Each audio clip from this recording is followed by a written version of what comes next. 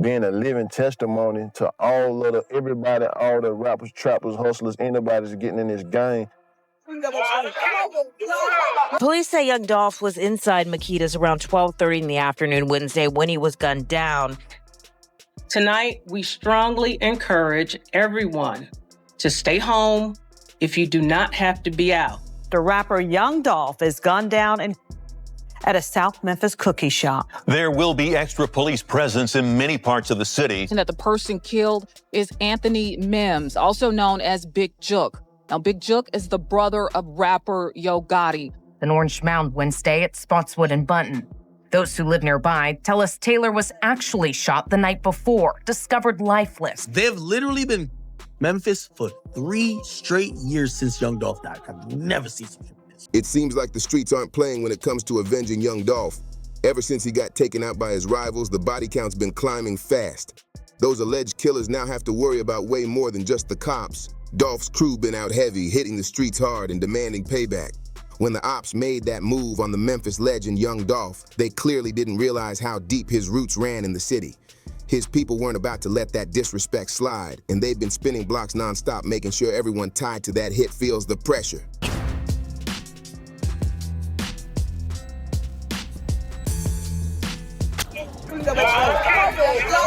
Police say Young Dolph was inside Makita's around 12:30 in the afternoon Wednesday when he was gunned down. The moment Young Dolph was taken down, everything got real fast. Street justice kicked in instantly, and Dolph's crew wasted no time. They were ready to move that same night. Even the police knew what was about to go down, warning folks to stay inside and keep their heads low unless it was absolutely necessary. That's how serious they knew the retaliation was going to be. Tonight, we strongly encourage everyone to stay home if you do not have to be out. The rapper Young Dolph is gunned down at a South Memphis cookie shop. There will be extra police presence in many parts of the city. The cops even beefed up security around Yo Gotti's businesses, expecting chaos to erupt any minute. They knew the tension was about to explode and a hail of bullets could rain down at any moment. There is a team of people right now trying to keep the peace and stop any more bloodshed from happening. Yeah, they're trying. Their efforts seem to have worked last night. But no matter how hard they tried, that extra police presence couldn't stop what was coming. The streets were already boiling and violence was inevitable. Young Dolph was tragically murdered on November 17, 2021, shot 22 times in his chest, neck, chin, both arms, and back. It was a brutal hit that shook Memphis to its core. By the end of that year, the city had turned into one of the most dangerous in the country, with homicides spiking like never before. The bloodshed in Dolph's name didn't slow down. People kept falling in the chaos that followed. One of the most shocking deaths was Big Jook, Yo Gotti's own brother who had mocked Dolph's murder. And it looked like karma spun the block on him hard. Can't do no shows, ain't save no money. So guess what? I'm gonna come say today. He was also connected to Hernandez Govan, the alleged mastermind behind Young Dolph's murder, which only made the whispers louder. That link had the streets talking heavy, adding more fuel to the growing rumors about Yo Gotti's possible involvement in the setup. 43-year-old Hernandez Govan, who was just indicted in the rap star slaying, along with Johnson and Cornelius Smith. But just how many lives were lost in the chaos that followed Young Dolph's death? Let's break it down because things got deep fast. Dolph's 2 accused killers have both been locked up and are now facing trial. But their criminal records were so wild it makes you wonder, how were they even walking free to pull off the hit in the first place? On January 11th, 2022, the news broke that U.S. Marshals had caught 23-year-old Justin Johnson, better known in the Memphis rap scene as Straight Drop. That arrest came just 5 days after he was officially named as one of the prime suspects in Young Dolph's murder. Law enforcement had put a $15,000 bounty on his head, and the Tennessee Bureau of Investigation even placed him on the state's most wanted list. Justin Johnson and Cornelius Smith are both in custody and have been indicted. Now, both are charged for first-degree murder. U.S. Marshals took Johnson into custody Tuesday near Terre Haute, Indiana, several days after authorities announced a warrant and reward for his arrest. The arrest had everyone in Memphis talking. How was Straight Drop even free to pull off a murder like that? Considering his wild criminal past, it's almost unbelievable. Let's take it back to January 31st, 2017. Officers responded to a chaotic shooting at a Memphis bowling alley. When they arrived, 3 people were already hit, each one saying the shooter was a black man carrying an assault rifle. Apparently, a massive fight had broken out inside before the gunfire. After the fight, the shooter ran to his car, grabbed his weapon, came back to the front door and started spraying bullets before escaping in a silver sedan. One woman got shot in the thigh. A man was hit in the forearm and another was grazed in the shoulder. It was madness. Investigators soon got an anonymous tip naming the shooter as Justin Johnson, who matched the eyewitness descriptions perfectly. His girlfriend, Ricka Law Hunter, was also caught helping him flee the scene. When questioned, she admitted to driving him away and even identified him from a photo lineup. At the time, Justin, known later as Straight Drop, was just 18 years old. He was arrested and charged with 3 counts of attempted murder using a firearm during a felony and vandalism after shooting up a truck in the lot. Despite how serious it all was, he had no prior record and cooperated fully, confessing to the shooting. Somehow that earned him a light sentence of just 5 years with probation. But here's the crazy part. He served only 6 months before being released early for good behavior. Later, he was hit with a separate federal weapons charge and served just over 2 years before getting out again in 2021. If Tennessee had given him a proper sentence from the jump, Straight Drop would have still been locked up and maybe Young Dolph would still be alive today. The system's leniency literally set the stage for what came next. And get this, before U.S. Marshals caught him, Straight Drop actually went on Instagram saying he'd turn himself in on January 10th. Instead, he dropped a whole music video and got arrested the very next day.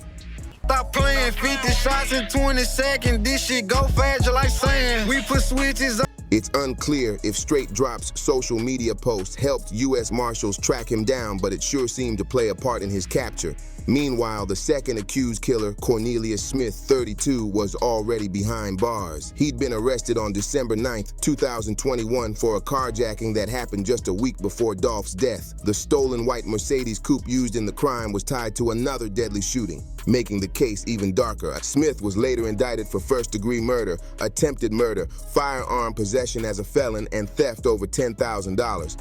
What's wild is that he was still free despite a violent past. Back in 2018, he'd been arrested for aggravated kidnapping and assault after reportedly holding the mother of his child hostage for 3 days, threatening, beating, and pistol whipping her before finally letting her go. Somehow that entire case got dismissed. Adding to the twisted story, a now-deleted music video showed Straight Drop rapping in front of the same abandoned house where the stolen Mercedes was later found.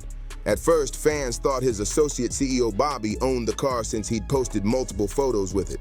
Another rapper, JoJo Splat, was also seen posing in front of the same ride, proving they were likely just flexing with a stolen whip to look flashy.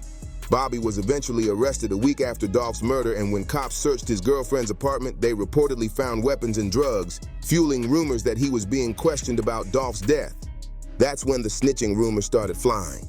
People began accusing both Straight Drop and Cornelius Smith of cutting deals, especially after U.S. Marshals went hunting for Straight Drop right after Smith's arrest. It's wild how these two managed to rack up so many charges and still walk free. Many were furious, saying the case only got this much attention because Young Dolph was a celebrity. That outrage might have been exactly what sparked Dolph's crew to take justice into their own hands, unleashing a wave of revenge on anyone connected to the murder. The first target showed just how serious it was. Comedian Dion D. Money Childs made the mistake of joking online about Dolph's death, and just a week later he was gunned down. That hit marked the start of a non-stop streak of retaliation that shook Memphis to its core. By January 2022, another high-profile target dropped. Big Nusky, a rapper signed to Moneybagg Yo and cousin of Big 30. He was shot dead at the New Horizon River Apartments around 7 p.m. Photos later surfaced showing him and Straight Drop posing with the same car, fueling talk that they were connected. After Nusky's death, Straight Drop even posted a tribute saying, "Lost my brother, fighting to keep my head up." But Dolph's people still weren't done. Straight Drop and the others charged in Dolph's murder were said to have ties to CMG, Yo Gotti, and the Memphis gang Trula Mafia. The OG of that crew, Joshua Taylor, better known as CEO Tizzle, was even on police radar for possibly being involved in Dolph's hit, but he wouldn't be around much longer. On June 14, 2023, cops found Tizzle dead in a car near a church on Spotswood Avenue, shot multiple times. Reports said he'd been hit the night before, another grim chapter in a revenge cycle that just wouldn't stop. An orange mound Wednesday at Spotswood and Bunton. Those who live nearby tell us Taylor was actually shot the night before, discovered lifeless. News outlets labeled Tizzle as a high-profile gang figure and publicly linked him to the crew accused of killing Young Dolph. YouTube journalist King AK even claimed that Straight Drop would have needed Tizzle's approval before making a move on Dolph, suggesting that when Dolph's people took Tizzle out, they weren't just getting revenge, they were removing a major power player from the game. Teezy ain't just no gang member. Teezy was the head nigga of Trula Mafia. Anything to do with Young Dolph death, Justin Johnson. Teezy, at the end of the day, gives the okay. The cycle of revenge didn't stop there, it just got darker. The next shocking loss was female rapper Destiny Golden, better known as Lotta Cash Desto, proving that nobody was off limits anymore. On September 24th, 2022, around 2:40 a.m., Desto was riding with a friend in the 5,500 block of Richmond Avenue when they pulled up behind a dark four-door car at a light. Out of nowhere, two shooters stepped out and unleashed a storm of bullets, killing Desto instantly and leaving her passenger wounded. The hit was brutal and left fans stunned, with many believing it was another payback hit tied to Young Dolph's murder. But then came the wildest twist yet. One of the men accused of orchestrating Dolph's assassination was none other than Desto's own father, Hernandez Govan. The streets couldn't believe it. This feud had officially turned into a full-blown nightmare. And that the person killed is Anthony Mims, also known as Big Jook. Now, Big Jook is the brother of rapper Yo Gotti. Govan asked for Young Dolph to be murdered. Mr. Govan has been indicted and is in custody for being involved. After his arrest, Hernandez Govan went online, dropping cryptic messages that hinted his own actions may have led to his daughter's tragic death. It felt like every new victim brought another missing piece to the puzzle, each one tracing back to Young Dolph's murder. Dolph's people weren't letting anything slide, and their next move proved that in cold blood. On August 18, 2023, around 9:30 a.m., gunfire broke out at a BP gas station on South Parkway East in Memphis. When police arrived, they found a man shot dead, later identified as Emmanuel Benson, Blac Youngsta's brother. The shooter didn't even wear a mask, and surveillance cameras caught everything. Cops released his image to the public and even offered a $5,000 reward for tips. This wasn't random, it was a warning. The bold daylight hit sent a clear message. Dolph's crew, Paper Route Empire, was done talking. Emmanuel's murder instantly pointed fingers toward PRE, as Blac Youngsta had been locked in a long-running war with Dolph, one that started with Yo Gotti years earlier. Back in 2017, Blac Youngsta had even been arrested for a hit attempt on Dolph's SUV that saw more than 100 rounds fired. That feud never cooled off, and now the payback had turned deadly all over again. Where we at right now, cuz? We in that stage right now, cuz. What Dolph at, cuz? Where you at, cuz? Where you at? Now Blac Youngsta was left drowning in the pain and rage of losing his brother, trapped in the same deadly cycle of revenge that Dolph's people had been carrying out across Memphis. Through all this chaos, the main figure at the center of it all, Yo Gotti, seemed untouched by the storm. But Dolph's crew wasn't about to let that slide. They wanted him to feel every ounce of pain they'd felt, and they nearly doubled down on his family, allegedly even targeting his mother. She managed to get away unharmed, but Gotti's brother, Big Jook, wasn't so lucky. In a chilling twist, Jook was attending a funeral. When he met his own end, he was literally paying his respects when the shots rang out. The killing was cold and deliberate, meant to send a brutal message to everyone connected to Dolph's death. PRE artist Grove Hero had once gone live after Dolph's murder, claiming that Big Jook was the one who put a $40,000 bounty on Dolph's head. Grove Hero even warned that it would be on site if he ever crossed paths with Jook, and not long after, those words became a deadly reality. I put $40,000 on my head, and I'm finna do this, bro. Anybody that associate with you, and this ain't got nothing to do with them other folks, bro. It's Jook, and God, it really ain't got nothing to do with this. But Jook, his brother. It's Jook. It's Jook. It's Migo. It's clear now. They were fully locked in on catching Big Jook slipping. On January 13th, Anthony Mims, better known as Big Jook, showed up alongside his brother Yo Gotti at a farewell service for their relative OG Eric Bolden. A video clip shared by YouTube journalist Seti Nash showed both of them standing near the casket, paying their respects.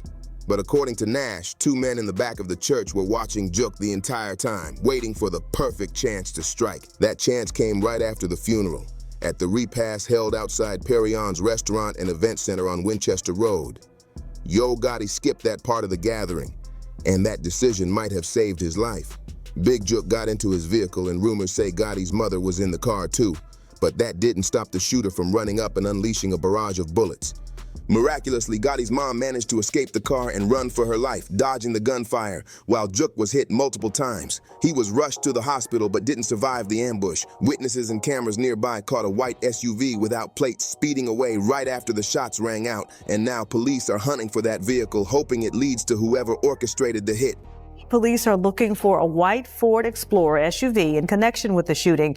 It has dark tinted windows and black wheels. Everything came full circle with Big Juk's death. After Young Dolph was murdered, Juk had been one of the loudest voices mocking him, posting videos, cracking jokes, and taunting Dolph's artists about joining CMG just for the money.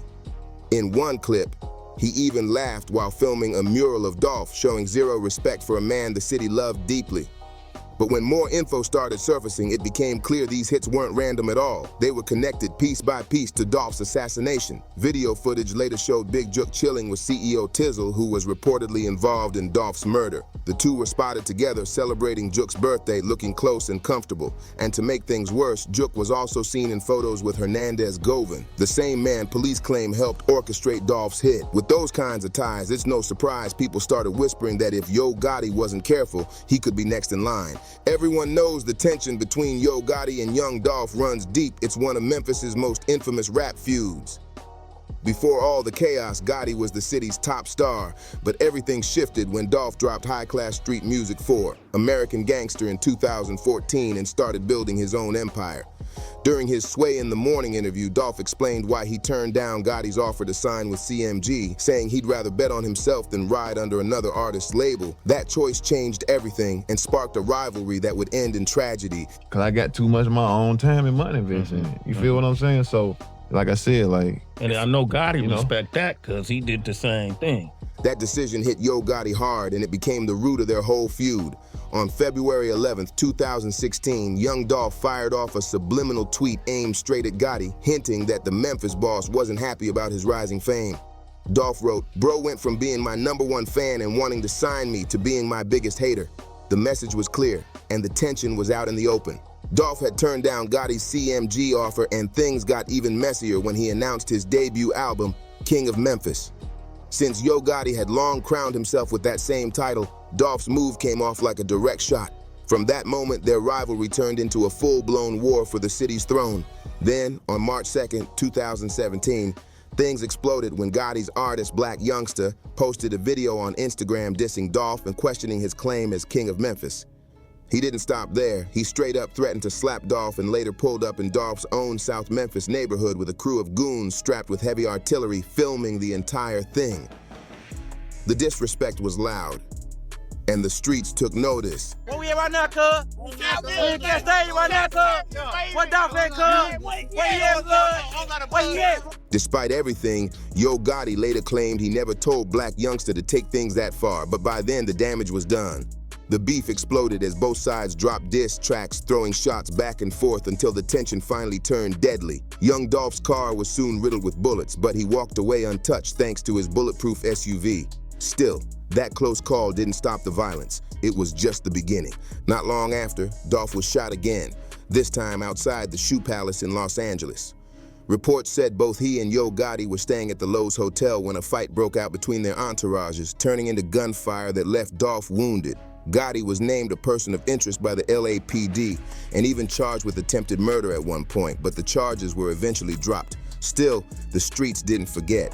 Ever since then, Yo Gotti's circle has been falling apart, one loss after another.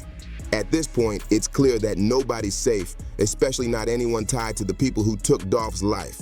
His supporters are moving with purpose, willing to do whatever it takes to settle the score, and what's wild is insiders claim there have been plenty more killings linked to Dolph's name that never even made the news. It really makes you question if those who plotted his death still think it was worth it, because in the streets, victory never lasts long. Celebrations always turn into mourning. Rest in peace to Young Dolph and to everyone who's been caught in this storm of blood and revenge.